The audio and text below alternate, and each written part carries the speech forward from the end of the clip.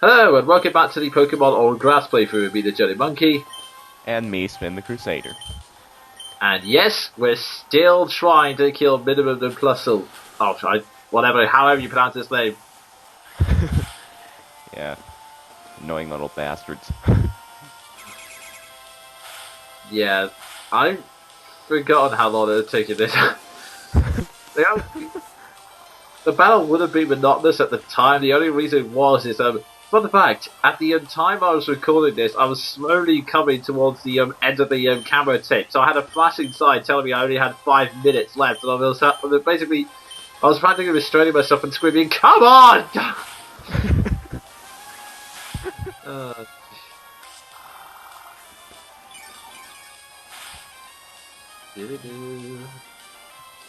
Just sucking on the dry of life. Yeah. Slowly. Yeah, at this point, Flora's learned poison powder, so like we mentioned before, poison slowly takes away the HP, and it's annoying when it's used against you, but actually kind of useful when you use it yourself. Yeah. Funny how status effects work that way. Anyway. Oh yeah, especially paralysis. Actually, paralysis is actually an odd one because for some reason I always seem to find that it always seems to freeze me, but never seems to freeze anyone else. Yeah, that's what I find too every time, especially with static. Oh god. And then, yes, they're finally dead! Oh, now we can talk about something else. Oh. Yeah, we'll be leaving these creepy, slightly obsessed. Wait a minute. No, you are not having my Pokemon. Oh. Stop registering yourself in my Pokemon now! Oh dear. And now we come to a rather interesting side quest in this game. Well, being watched is a change from being stalked. Well, it's just about as creepy. Yeah, it's the Trick Master. Yeah, this is a side quest where he'll give you a small dungeon. In that small bit you see there, you'll be told you're watched, and then after you press A to skip it, watch the room very carefully. You'll see it's kind of like bright little star, and that's a location you have to examine with the A button in order to find him. And once you do find him, he'll take you into this weird dungeon, which usually requires you to use one of the HM moves to, full use, and here it's cut. And I just thought of just how creepy it sounds to think of someone who's watching you, you meet him, and then he takes you into a dungeon. Yeah, I'm trying not to think about that one. That's probably for the best. Yeah. Yeah. I just love odd dishes. Yeah. Basically, let's do quickly go. On this, for its first few levels, I think we covered this in an earlier part.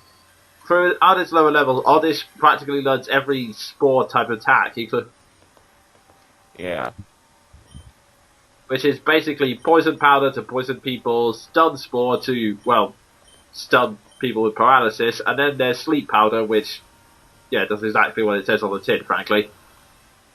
Yeah, and as I said in a previous video, it really sucks whenever you give your Oddish to the daycare lady, and whenever you get it back out, it has nothing but powders and sweets. No follow attack. That's just... and for anyone who wants to know what... Oh god, was that past me? I do believe so. Past me, you should be more professional than that. Right. Okay. Yeah, Sweet Sense a move which basically takes out a Pokemon's evasion, which doesn't really do an awful lot, and the move Grovyle was about to learn, but I decided not to, is Screech, which takes down defense a heck of a lot, which can be useful, but I tend not to go for stat raising or stat decreasing moves, since I'm kind of a berserker type. I just go in, slap them with the most powerful moves I had, and then get out. So, Yeah, usually a good tactic. yeah. That tends to be my strategy. There's just kind of to be honest, I tend to not really have that many of the moves like Confused Ray or Hypnosis either, so Flora's going to be a kind of new experiment in that kind of regard. Yeah, I took a... Never mind, I forgot what I was gonna say. Anyway. Okay. Yeah. That... it's got... That's kind of interesting about Pokemon. You can have different styles of play, although most of... practically every single style except one is probably mocked by these stop having fun guys, but... Yeah, the fandom. Yes. This is one Pokemon I think we haven't seen before. But past me, you're being very unprofessional this part. Yeah, this is a Pokemon we haven't... I don't think we've seen yet, called Skitty. And basically, now we're just beating up on a cute pink cat. Which has now sung us to sleep. Grrr! Now I don't feel so bad. Yeah. There's not actually a lot to talk about Skitty, really. It's a normal type, and it looks like a cat. Yep. And for some strange reason, people on DeviantArt love making characters into skitties for some reason. Huh. Really? Yeah. It's weird. Yeah, well, actually, you can find some pretty weird things on DeviantArt. Yeah, they were kidding whenever they put Deviant in there. Yeah. Oh god, Attract. Oh. Yeah. Oh, this is one of the most... Yeah, this is one of the most frustrating moves of all time. You see, Attract is a special move where if there are two Pokemon of the opposite gender, you use Attract to make the other Pokemon fall in the other view. And from that point on, you'll have a directly 50-50% chance of not attacking. And the most frustrating part? There's no cure. Yeah, and even worse, it's like the paralyzed curse. It always affects you, but never the enemy. At least Which for me. is... Yeah. Bloody Attract. That is a move I've just despised. Ever since it was first introduced in Pokemon Gold and Silver, I hate that move. I hate it, I hate it, I hate it, I hate it, I hate it! I'm over it. I am over it. I should probably seek therapy. And